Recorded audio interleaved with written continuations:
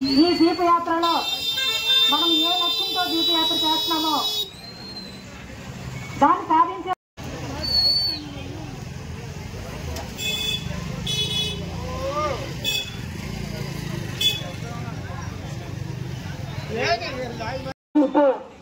కార్మిక హక్కులు స్వాతంత్రానికి పూర్వం స్వాతంత్రం తర్వాత పోరాడి ప్రాణాలు తెగించి ప్రాణాలు అర్పించబడి సాధించుకున్నారు. ఈ రోజు కార్మికులు సాధించుకున్నటువంటి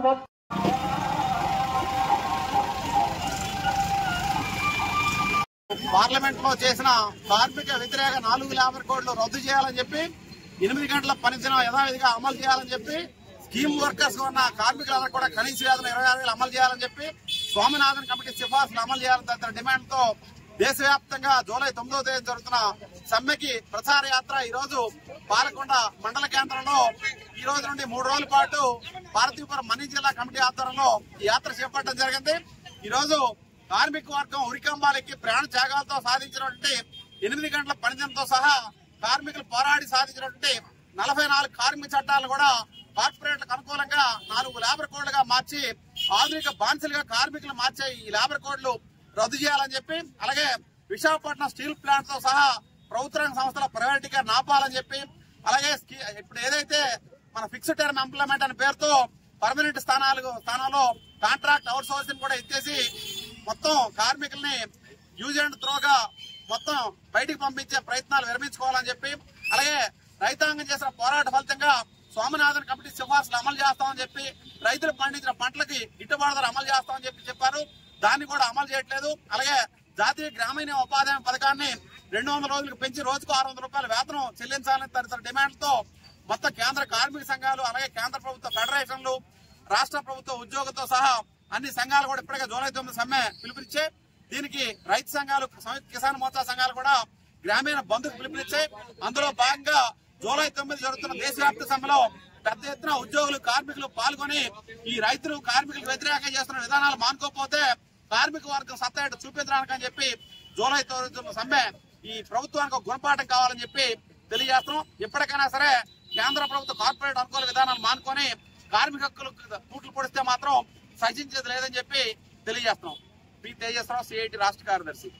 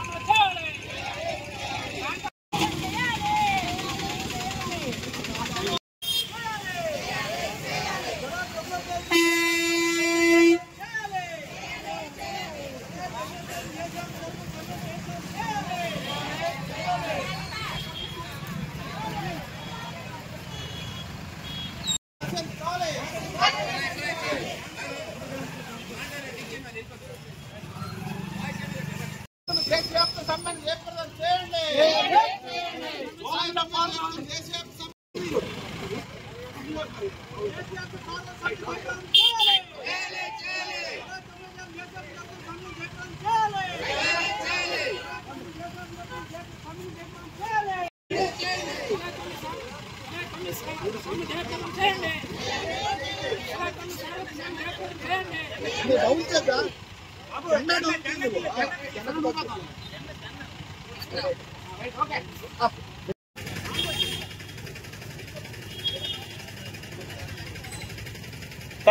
టైటిల్ లాగు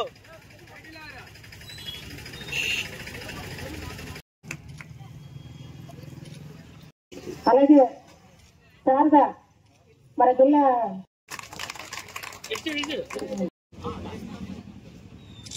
రైట్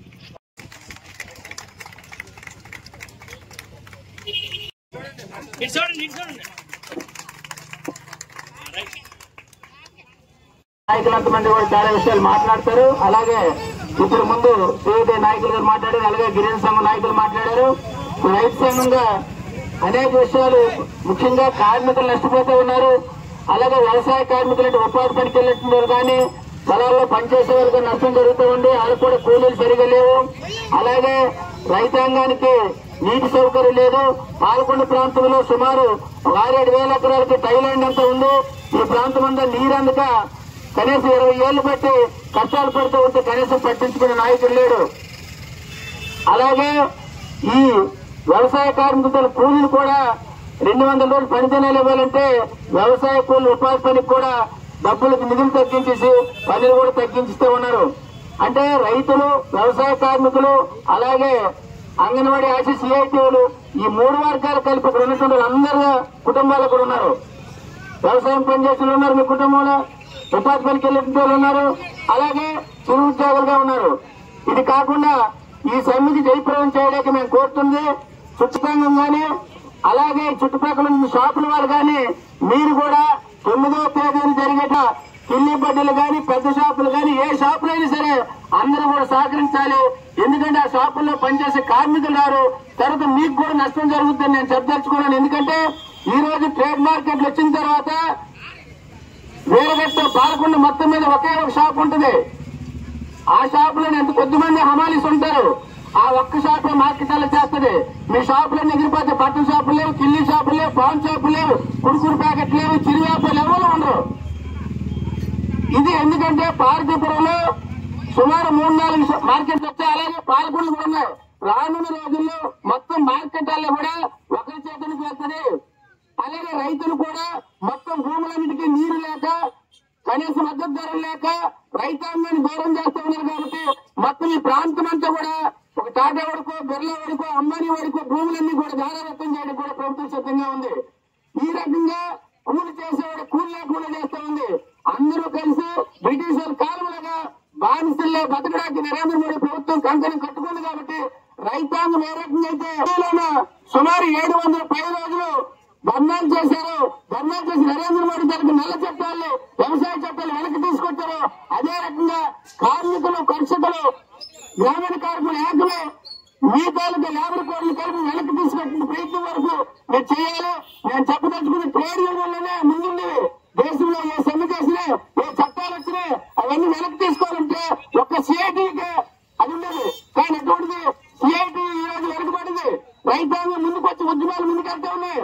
సిఐటియు కానీ తలుచుకుంటే ఏ ప్రభుత్వాలని వెనక్కి వెళ్ళవలసిందే. కాబట్టి రైతాంగానికంటే ముఖ్యంగా మీరే ఉండాలి. ప్రతి గ్రామంలోనే మీ సంఘం బలంగా ఉంది. కాబట్టి మేము తప్పనిసరిగా ఐక్య ఉద్యమాలను ప్రోత్సహించి మన వాళ్ళందరినీ కలుపుకొని వెళ్ళాలని చెప్పి తెలియజేసుకుంటూ ఈ అవకాశం ఇచ్చింటే కార్మిక సమ్మెకి రైతు సంఘంగా ఈ జిల్లాలో మా వంతు కృషి చేస్తామని చెప్పి తెలియజేసుకుంటూ సెలవు తీసుకుంటాను. పెంచొద్దని చెప్పి దీంతో పాటు స్కీమ్ వర్కర్స్ గా పనిచేస్తున్న కార్మికులందరూ కూడా కనీస వేతనం 26,000 అమలు చేయాలని కార్పొరేట్లకు అనుకూలంగా ప్రభుత్వం గారు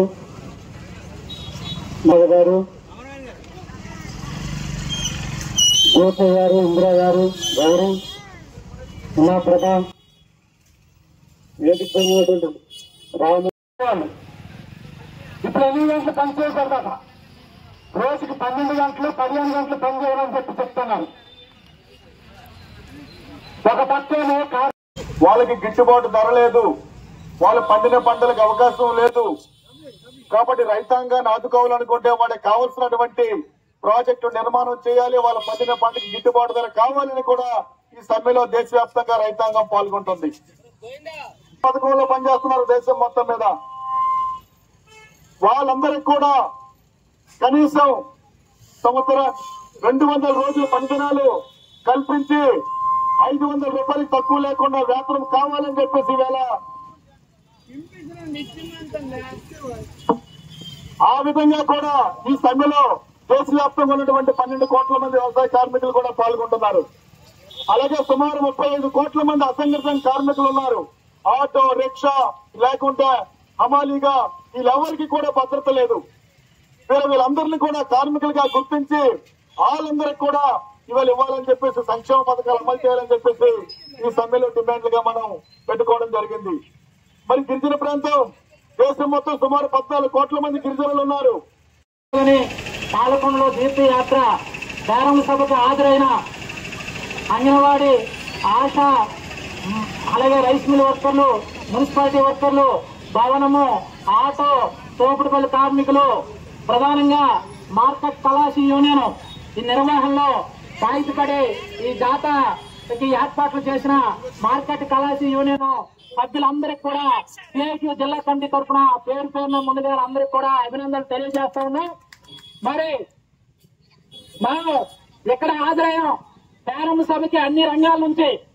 రేపు జూలై 9వ తేదీ మండలంలో ఉన్న అంగన్వాడీ సెంటర్లన్నీ బంద్ చేసి 9వ తేదీన తోకూడి సెంటర్ కి అందరూ హాజరయ్యే విధంగా ఉండాలా.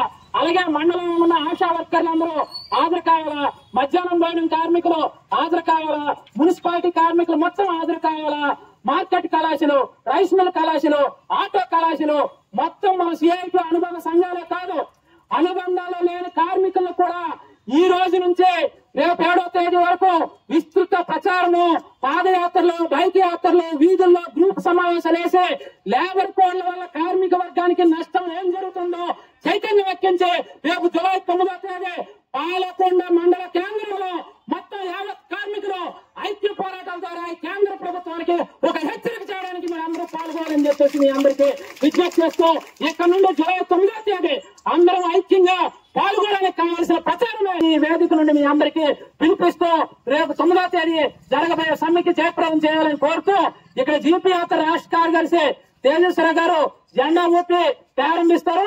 ఇక్కడ నుండి అందరం కూడా అన్న క్యాంటీన్ వరకు జీప్ తో పాటు ర్యాలీగా వెళ్లి అక్కడ నుండి ఎవరికి వాళ్ళు వెళ్తారు. మిగతా జాత ఏమో సీతంపేట నుంచి వెళ్తుంది. ఆ విధంగా ఈ జాతా ప్రారంభ సభకి మీరు అందరూ విజయవంతం చేసిన మీ అందరికీ పేరు పేరున అందరికీ అభినందనలు తెలియజేస్తున్నాం. ఆ విధంగా సంఘీభావంగా గిరిజన సంఘం సంఘీభావమే కాదు, జాతాలో కూడా రేపు సమ్మెలో కూడా పాల్గొంటారు. రైతు సంఘం, అలాగే వ్యవసాయ కార్మిక సంఘం, ఇతర సంఘాలు కూడా రేపు సమ్మెలో పాల్గొనేటానికి విస్తృతమైన ప్రచారానికి మన కార్మిక కర్షక ఐక్యత వర్ధిల్లాలని చెప్పేసి ఐక్య పోరాటాలు సిఐటి ఏదైతే పిలిపిస్తుందో ఆ పిలుపు రేపు జూలై 9న పాలకొండలో మనం పాల్గొని నిరూపించాలని చెప్పి కేంద్ర ప్రభుత్వం మీద ఒత్తిడి తీసుకోవడానికి మీరు అందరూ సిద్ధం కావాలని చెప్పేసి మీ అందరికీ మరోసారి తెలియజేస్తూ, అలాగే అభ్యుదయ రైతు ఖండా ప్రసాద్ గారు కూడా వచ్చారు. ఆయనకు కూడా రేపు ఆ రైతాంగం తరఫున పాల్గొంటారని చెప్పేసి మీ అందరికీ మరోసారి ధన్యవాదాలు తెలియజేస్తూ మీరు అందించాలి.